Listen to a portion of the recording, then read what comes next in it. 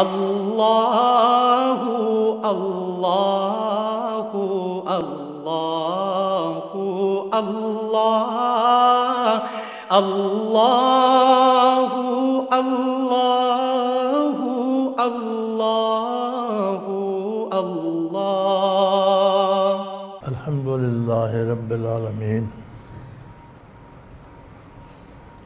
والصلاة والسلام علی حبیبہ محمد وآلہ وصحبہ اجمعین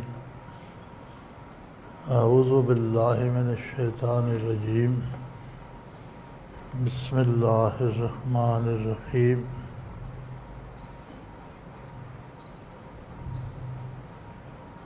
والعصر ان الانسان لفی خسر الا الذین آمنوا وعملوا الصالحات وتواصوا بالحق وتواصوا بالصبر صدق اللہ العظیم۔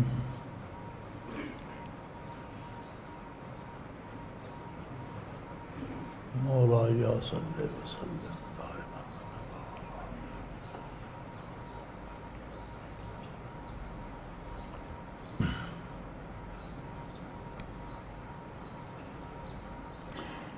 قرآن حکیم انسانی زندگی کی مختلف جہتوں اور مختلف پہلوؤں پہ بحث کر کے انسان کو سمجھانے والی کتاب ہے۔ قرآن حکیم احکام مسلط نہیں فرماتا، فکر کی دعوت دیتا ہے، کیونکہ اللہ کریم نے انسان کو شعور بخشا ہے،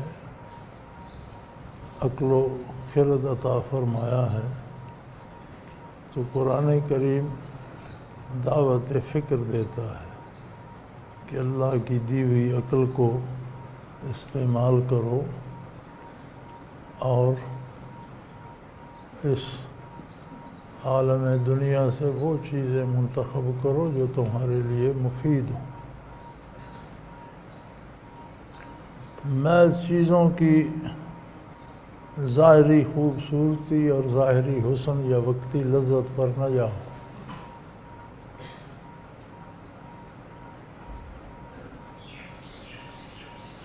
بعض اوقات بڑے اچھے لذیذ پھل، بڑے اچھے لذیذ کھانے صحت کے لیے مفید ہوتے ہیں، بعض اوقات بڑی تلخ اور کڑوی دوائیں کھانا پڑتی ہیں۔ جو مقصد محض ذائقہ یا ٹیسٹ لینا نہیں ہے، مقصد حیات کو قائم رکھنا ہے۔ تو کبھی کوئی میٹھا پھل صحت کے لیے ضروری ہوتا ہے اور کبھی کوئی تلخ دوا کھانا پڑتی ہے۔ تو قرآن کریم بھی دعوت فکر دیتا ہے کہ اس دنیا میں آنے کا مقصد حصول آخرت ہے۔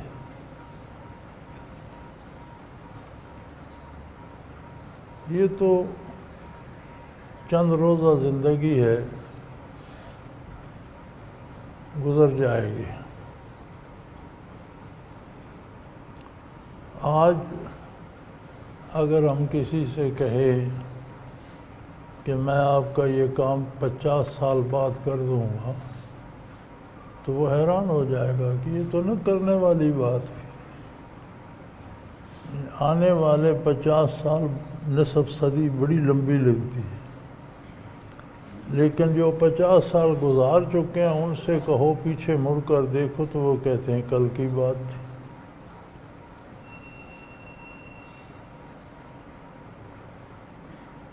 جو 80 سال عمریں گزار چکے ہیں ان سے پوچھو تو وہ کہتے ہیں کل تو ہم بچے تھے یار، یہ تو ساری کل کی بات ہے۔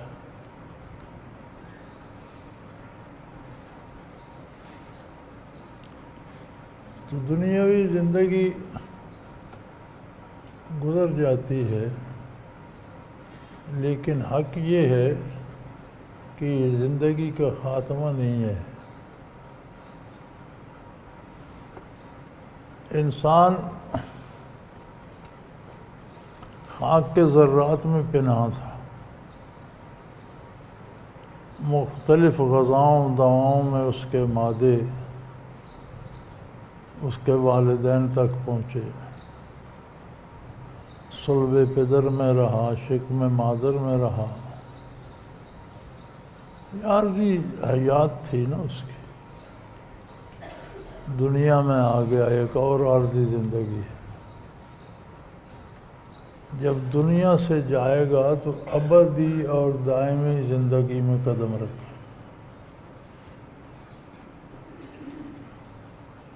موت کو سمجھا ہے غافل، اختتام زندگی ہے یہ شام زندگی، صبح دوام زندگی۔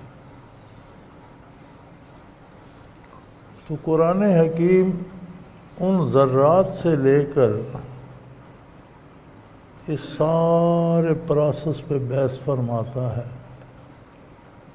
اور انسان کو دعوت فکر دیتا ہے کہ نتیجہ نکال کر دیکھو۔ پھر قرآن حکیم دنیا کے تمام کرداروں کو زیر بحث لاتا ہے، اور اللہ کا اتنا احسان ہے کہ اس کی کتاب ان کے اخروی نتائج پہ بحث کرتی ہے کہ کس عمل کا نتیجہ آخرت میں کیا ہوگا، ابدی زندگی میں کیا ہوگا، دائمی زندگی میں کیا ہوگا۔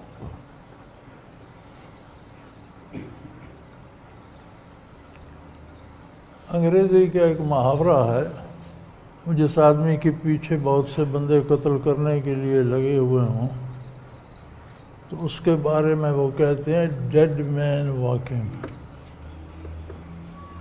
کہ یہ مرا ہوا آدمی چل پھر رہا ہے، یعنی آج نہیں کل مارا جائے گا، پرسوں مارا جائے گا۔ تو کہتے ہیں ڈیڈ مین واکنگ، کہ یہ جو چل پھر رہا ہے یہ مرا ہوا آدمی ہے۔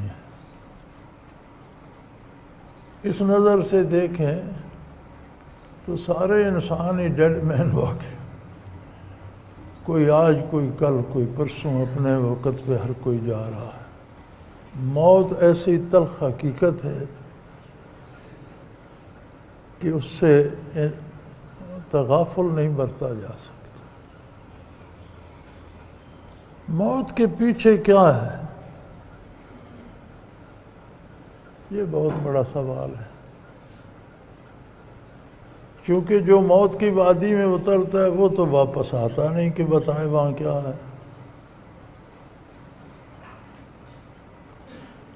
تو اللہ کریم نے وہ سارے حقائق جو موت کے پردے میں ہیں وہ سارے بتا دیے۔ نبی علیہ الصلوۃ والسلام کو مبعوث فرما کر آپ کی زبان حق ترجمان سے ساری حقیقتیں ظاہر کر دی۔ بندے مومن کے لیے موت اور حیات بعد الموت اس سے زیادہ یقینی ہے جتنا وہ دنیا کو دیکھ رہا ہے۔ حضرت علی کرم اللہ وجہ الکریم نے ایک دفعہ فرمایا کہ اگر آج قیامت قائم ہو جائے تو مجھے کوئی حیرت نہیں ہو۔ ارشادات نبوی پہ اتنا یقین کامل ہے کہ مجھے پتہ ہے ایسا ہی ہونا ہے، لیکن جنہیں نور ایمان نصیب نہیں وہ مبہوت ہو جائیں گے کہ یہ کیا ہو گیا۔ وہ تو موت پر ہی پریشان ہو جاتے ہیں کہ یہ کیا ہو گیا۔ تو دعوت فکر دی ہے کتاب اللہ نے والعصر کہہ کر، کہ زمانہ جو بیت رہا ہے، شب و روز جو گزر رہے ہیں، ان پر غور کرو، یہ کیا شہادت دے رہے ہیں، کیا بتا رہے ہیں؟ ان الانسان لفی خسر، یقیناً انسان خسارے میں جا رہا ہے۔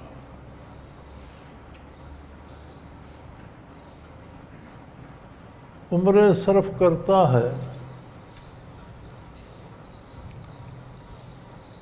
آج کل کے ماحول میں بھی دیکھ لیں، عمریں صرف کر کے بندوں نے ایک پلاٹ خریدا، پھر اس پہ گھر بنایا۔ ابھی اس میں سفیدیاں ہو رہی تھی کہ بابا جی کا وقت رخصت آ گیا، پیچھے بچے رہ گئے، وہ کہتے ہیں ہم 5-6 ہیں، سارے تو اس گھر میں نہیں رہ سے، بیچو اور اپنا اپنا حصہ لے لو۔ ساری عمر کا جو جمع پونجی بابا جی نے لگائی تھی وہ سر عام نیلام ہو گیا۔ ایسا ہی نہیں ہوتا تو کیا کمایا؟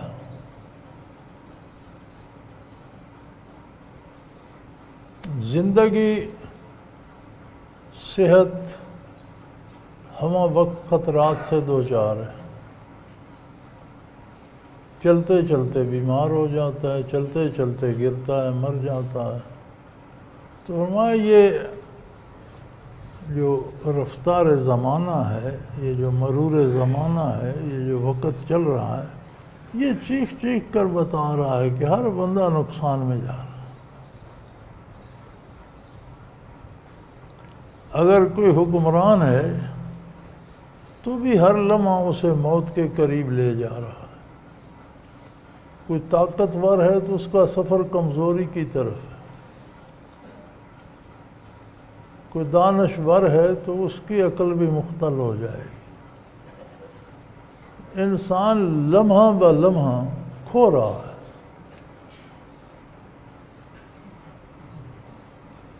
اِلَّا الَّذِينَ آمَنُوا، ہاں کچھ لوگ اس سے مستثنیٰ ہیں، وہ خسارے میں نہیں ہیں۔ انہیں خسارہ نہیں ہوتا اس لیے کہ انہوں نے اس دولت پہ ہاتھ ڈالا ہے جو سکہ یہاں بھی چلتا ہے وہاں بھی چلتا ہے۔ تو جو کمائی وہ کر رہے ہیں وہ خسارے میں نہیں ہے کہ وہ یہاں سے جائیں گے تو وہاں اس سے اعلیٰ اور بہترین اور عمدہ مقامات اور عمدہ نعمتیں اور عمدہ انعامات نصیب ہوں گے۔ وہ کون لوگ ہیں؟ آمنوا، جنہوں نے نور ایمان پایا، جنہوں نے ایمان قبول کیا۔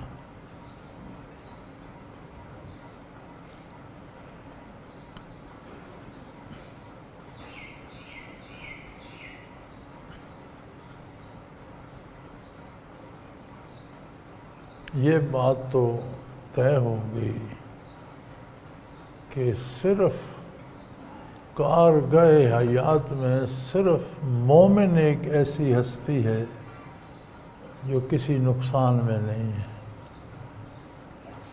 اس کی حیات بھی منافع بخش ہے، اس کی موت اس سے زیادہ حیات آفری ہے۔ دنیاوی زندگی کی نسبت مرنے کے بعد کی زندگی اس سے مضبوط ہو جاتی ہے۔ لیکن ایمان ہے کیا؟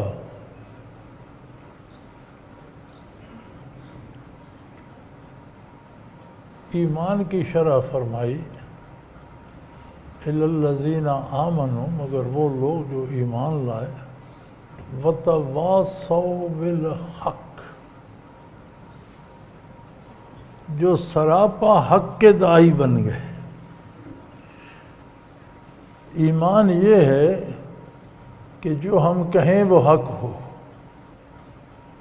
جو ہم کریں وہ حق ہو۔ ایمان نرے دعوے کا نام نہیں ہے۔ حضرت رحمت اللہ تعالیٰ علیہ فرمایا کرتے تھے کہ میں مسلمان ہوں، میں مومن ہوں، یہ ایک دعویٰ ہے۔ دعویٰ اپنے گواہوں سے ثابت ہوتا ہے۔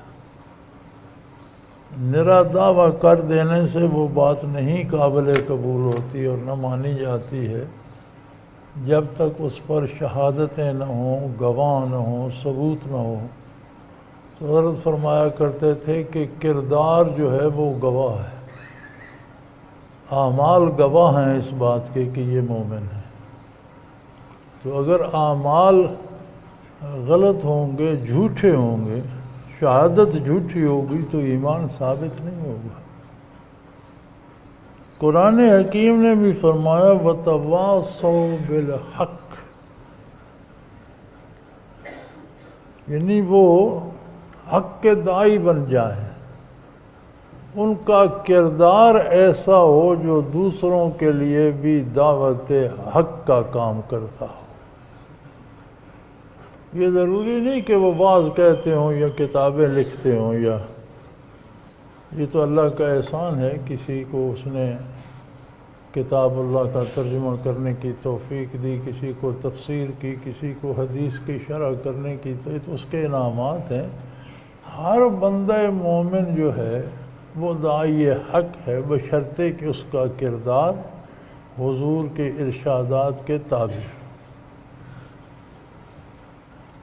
یہ ایمان کی، عقیدے کی تعریف ہے۔ وَتَوَاصَوْا بِالْحَقِّ وَتَوَاصَوْا بِالصَّبْرِ، اور وہ داعی صبر ہو، دعوت صبر دیتا ہو۔ صبر کیا ہے؟ ہمارے ہاں یہ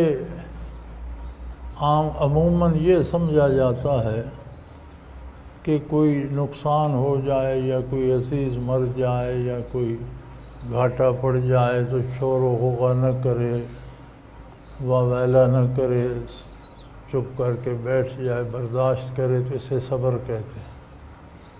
صبر کا یہ مفہوم نہیں ہے۔ صبر کا جو لغت عربی میں بیان کرتے ہیں وہ یہ ہے کہ جیسے سوار تیزی سے گھوڑے پر جا رہا اور پھر ایک دم لگامیں کھینچ کر اسے روک لے، تو صبر کا معنی ہے احکام الہی پر اپنے آپ کو روک لینا اور نافرمانی نہ کرنا۔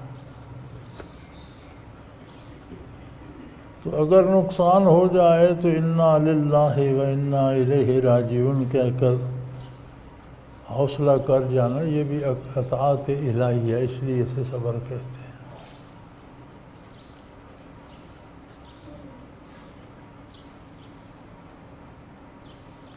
تو ہمارے ہاں تو چیزیں سمجھنے میں بھی دقت ہوتی ہے نا۔ ہمارے کرنل عبدالقیوم اللہ عنہ پر رحمت نازل فرمائے سنایا کرتے تھے کہ ہماری سفارت خانے کے ساتھ عرب میں وہ کچھ عرصہ رہے، تو سنایا کرتے تھے کہ سفارت خانے کی گاڑی کا ایکسیڈنٹ ہو گیا، تو ڈرائیور اچھل کر کہیں ریت پر جا پڑا، گاڑی ادھر چلی گئی۔ تو ہمیں اطلاع ملی تو ہم سفارت خانے سے بھاگتے دوڑتے گئے، تو وہ بے حس حرکت ریت پہ پڑا ہوا تھا۔ اٹھا کر ایمبولینس میں ڈالا اور ہسپتال لائے، تو سر سے پاؤں تک ڈاکٹر نے سارا ٹیسٹ کیا تو اسے کچھ بھی نہیں ہوا تھا، بچ گیا تھا۔ وہ گاڑی کو ٹکر لگی، وہ کہیں کھڑکی کھل گئی، وہ اچھل کر ریت پر گر گیا ٹھیک ٹھاک۔ تو ڈاکٹر نے کہا یہ تو ٹھیک ٹھاک ہے، تو اٹھ بیٹھ۔ تو فرماتے تھے میں نے کہا تو مردہ کیوں بنا ہوا تھا جب تجھے ہوا کچھ نہیں؟ تو عربوں کی یہ اچھی عادت ہے کہ کوئی نقصان ہوتا ہے تو انا للہ و انا الیہ راجعون پڑھتے ہیں۔ تو جو بھی ایکسیڈنٹ دیکھتا وہ یہ آیت پڑھتا، تو اس نے کہا جو آتا تھا وہ انا للہ پڑھتا تھا، تو میں نے سمجھا میں مر گیا ہوں۔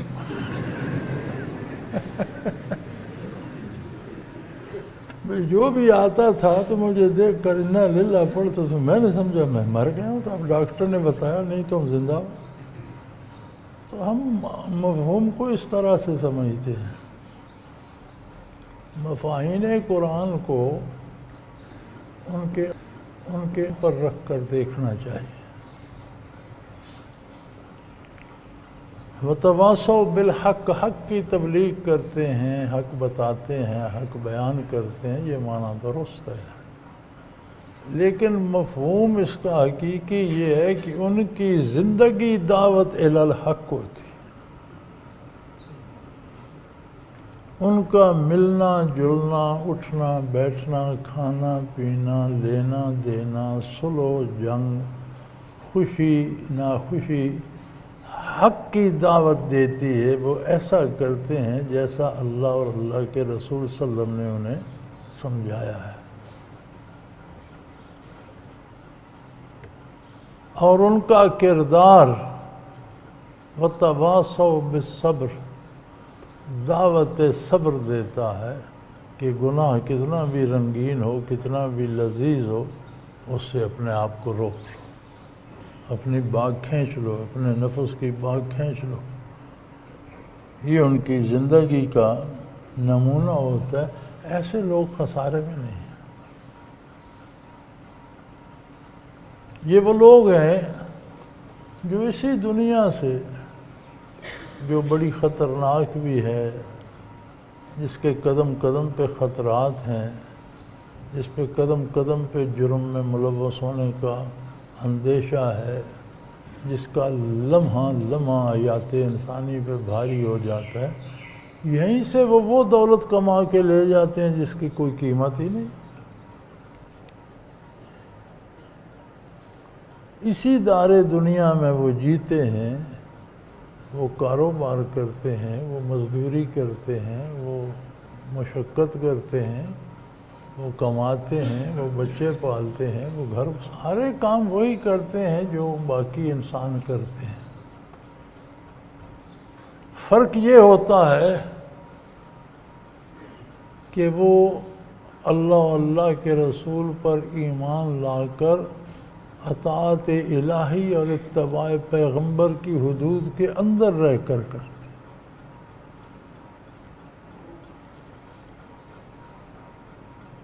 جو ان حدود کو توڑ کر ہوائے نفس کے لیے، خواہشات نفس کا اسیر ہو کر کرتا ہے، تو وہ اپنا نقصان کر رہا ہے۔ اللہ کریم کا تو کچھ نہیں بگڑتا، وہ ان چیزوں سے بالا تر ہے کہ انسانی کردار کا کوئی اثر اس کی عظمت کو داغدار کرے، یہ نہیں ہو سکتا۔ ساری دنیا ولی ہو جائے تو اس کی شان بڑھ نہیں جاتی، خدا نہ کرے سارے ہی کافر ہو جائیں تو اس کی شان کم نہیں ہوتی، وہ متاثر نہیں ہوتا دنیا سے۔ لوگ جو کچھ کرتے ہیں وہ اپنے لیے، ان کے اپنے اوپر لوٹتا ہے۔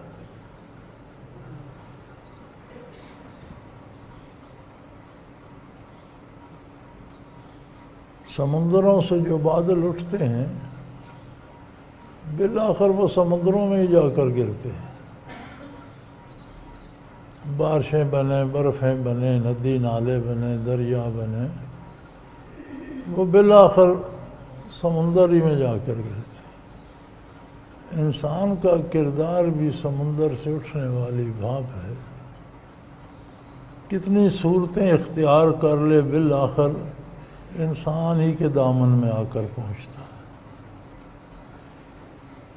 صحیح ہوگا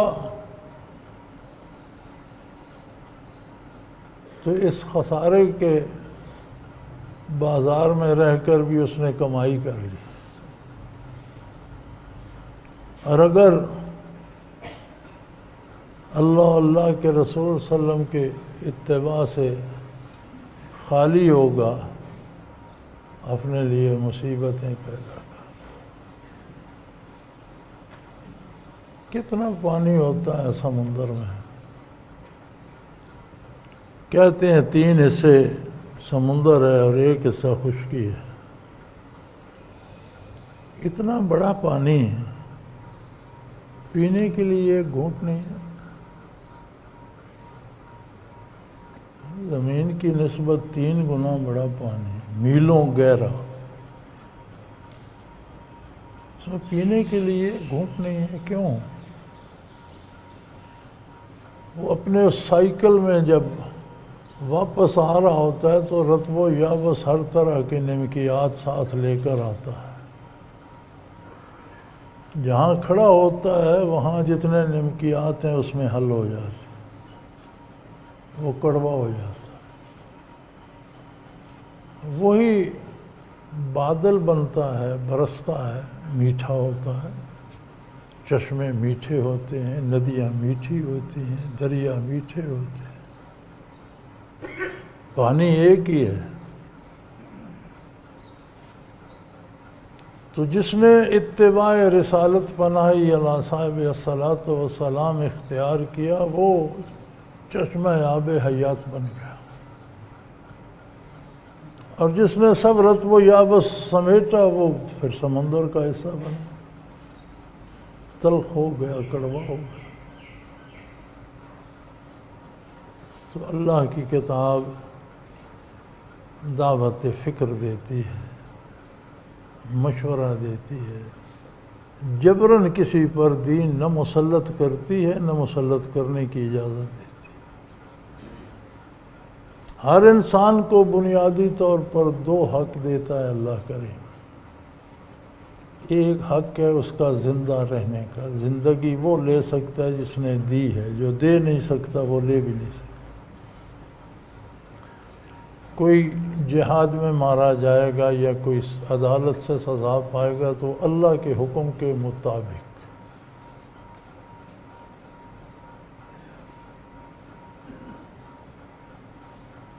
اگر اللہ نے اسے قتل کرنے کا حکم دیا ہے تو اللہ مالک ہے، وہ قادر ہے، اس کی دی ہوئی زندگی ہے، وہ لے سکتا ہے۔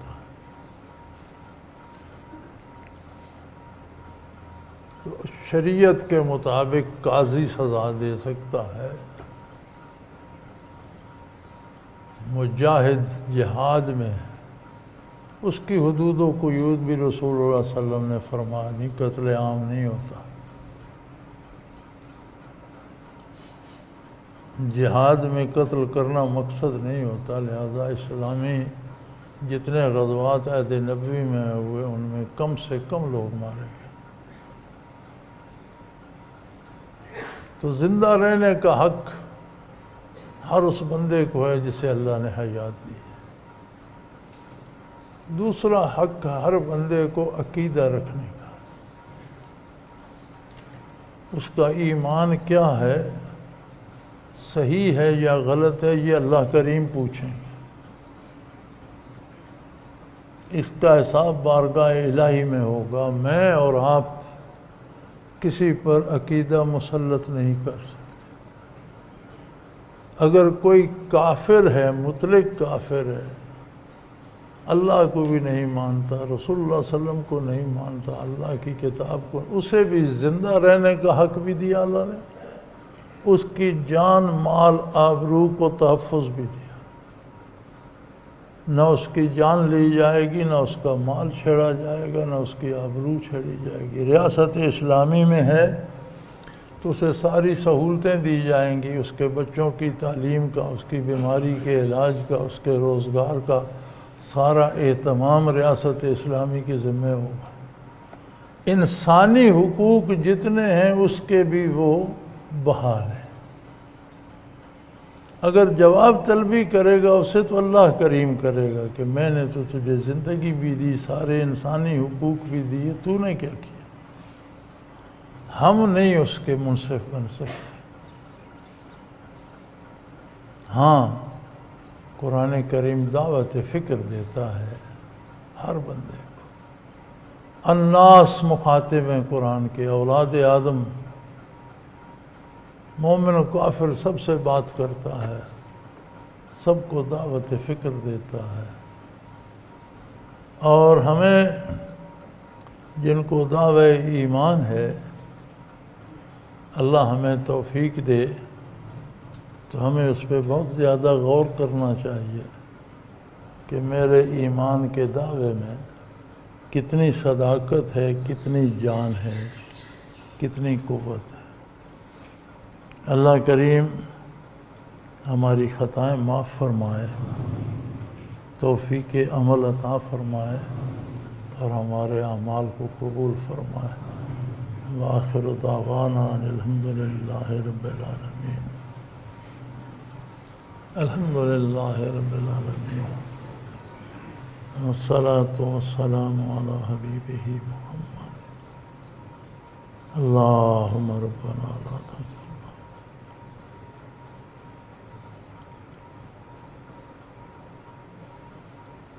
اللہم انصر الاسلام،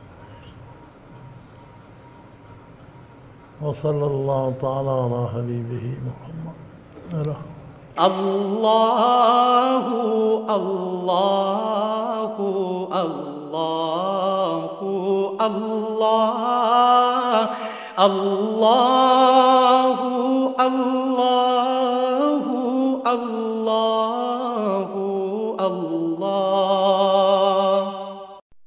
حضرت امیر محمد اکرم آوان مد ذلہ العالی دارالعرفان منارہ ضلع چکوال میں سالہ سال سے قرآن و حدیث کے اوپر خطابات کر رہے ہیں اور سلسلہ نقشبندیہ اویسیہ کے مطابق لوگوں کو ذکر الہی کی تربیت دے رہے ہیں۔ وہ قرآن پاک کی تفسیر ترتیب وار بیان کر رہے ہیں۔ تفسیر قرآن کو وہ موجودہ ملکی اور بین الاقوامی حالات کے مطابق بیان کرتے ہیں۔ موٹر وے سے کلر کہار کے انٹرچینج سے نکلتے ہوئے کلر کہار کی جھیل سے ہوتے ہوئے میانی، بوچھال اور نورپور سے گزرتے ہوئے دارالعرفان منارہ پہنچ سکتے ہیں۔ حضرت امیر محمد اکرم آوان نے بچیوں اور بچوں کی دینی اور دنیاوی تعلیم کے لیے سقارہ اکیڈمی کے نام سے ایک درسگاہ بھی قائم کی ہے، جس کا افتتاح ملک پاکستان کے صدر جنرل محمد ضیاء الحق نے اپنے دست مبارک سے کیا تھا۔ وہ تمام احباب جو اسلام کی طلب رکھتے ہیں ان سے گزارش ہے کہ دارالعرفان منارہ ضلع چکوال میں امیر محمد اکرم آوان صاحب کے خطابات سے مستفید ہوں۔ وہ ہر جمعے کو نماز سے پہلے بیان فرماتے ہیں۔ ہر ماہ کی پہلی اتوار کو ماہانہ اجتماع ہوتا ہے جس میں آپ خصوصی خطاب فرماتے ہیں اور پاکستان کے چاروں صوبوں سے احباب اس اجتماع میں شرکت کرتے ہیں۔